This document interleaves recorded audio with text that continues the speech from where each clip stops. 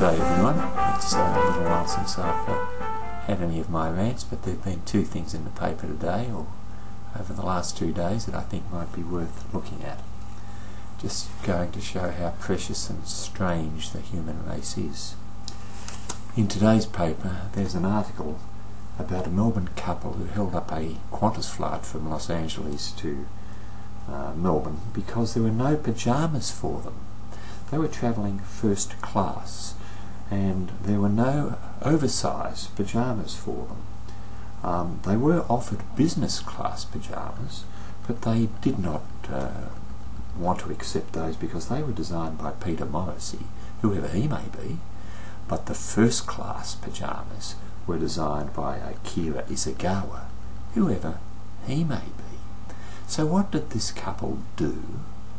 They paid $9,000 for the trip from from Los Angeles to Melbourne. They got off the plane. They held the plane up for more than half an hour while their luggage was unloaded. Apparently, according to one report, they insisted that the captain tell the remaining passengers what the reason for the hold-up was. It did cause, I understand, significant laughter, and they spent 24 hours more in Los Angeles before coming back with Qantas. The first problem, of course, is what on earth do you do with 24 hours when you're at the Los Angeles airport? It's difficult to do too much. Personally, I would go to Disneyland, but it is quite a long haul from the airport to Disneyland. Heaven knows what they did, but either way, for the sake of not having the appropriate pyjamas, this couple simply held up the plane, spat the dummy, and jumped off.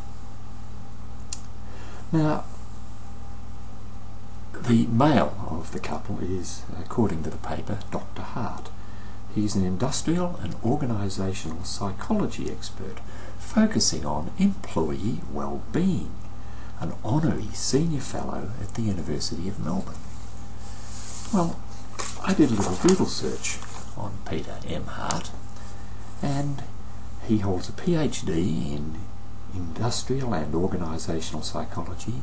He's currently the director of an organisation called Insight SRC Proprietary Limited, and an honorary senior fellow in the School of Behavioural Science at my alma mater, the University of Melbourne.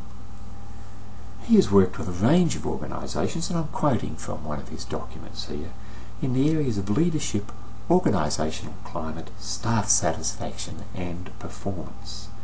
He's pioneered the development of new diagnostic techniques that provides organisation with the information about the key drivers of staff motivation and performance. Well, all I can say is, Peter, you've struck gold, because the way to motivate the staff on Qantas is to let them have a good laugh, and you've made Australia have a good laugh as well. That's one of the stupidest things I've ever heard.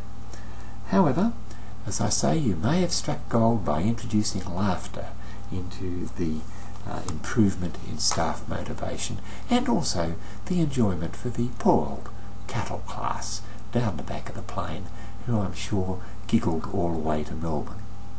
So well done, Peter. It might not have been your aim, but you've brought a lot of pleasure and amusement to a lot of people. The only thing I'd say is I don't expect it's done your organisation much good, because the publicity like this certainly would not, shall I say, result in, my opinion at least, in an increase in the number of people wanting to employ Insight SRC. But of course, I could be wrong. Perhaps people will come along for a good laugh. The other one that I wanted to have a little look at today was an article about a girl and a mother who are suing Geelong Grammar, I believe it is, because, yes, Geelong Grammar in VCAT, for fees that they paid, basically because the school breached its contract to deliver a premium education. Now, reading between the lines, the girl, the student, was saying she didn't get into law, which she wanted to get into, and this was the fault of the school. It was not the fact, perhaps, that she didn't apply herself, alternatively, that she didn't have the skills or the abilities, that she just wasn't smart enough to get into law. No, it is the school's fault. After all, we pay them the money, and therefore we expect the results, whether or not it's at all possible. It's time people realise that children are different. Some children happen to be good at maths, some happen to be poor at maths, some happen to be hard workers and motivated, some are just basically slack. Some are gossips, some keep to themselves. They are all different. You can't go blaming the school for the inadequacies of your child. Grow up, give it a while. This is still apparently being considered by VCAT, but surely if there's any justice, this pair will be shown the door quite quickly. The heading on the article says, the girl saying, "I am not a spoiled brat." She's the schoolgirl suing Geelong Grammar over failed exam results said she's not a spoiled little rich girl. Well, perhaps she isn't rich. I simply don't know about that. People think I'm suing the school because I didn't get into law, she said. Other comments seem to have been that because Mummy's rich, she should get into uni.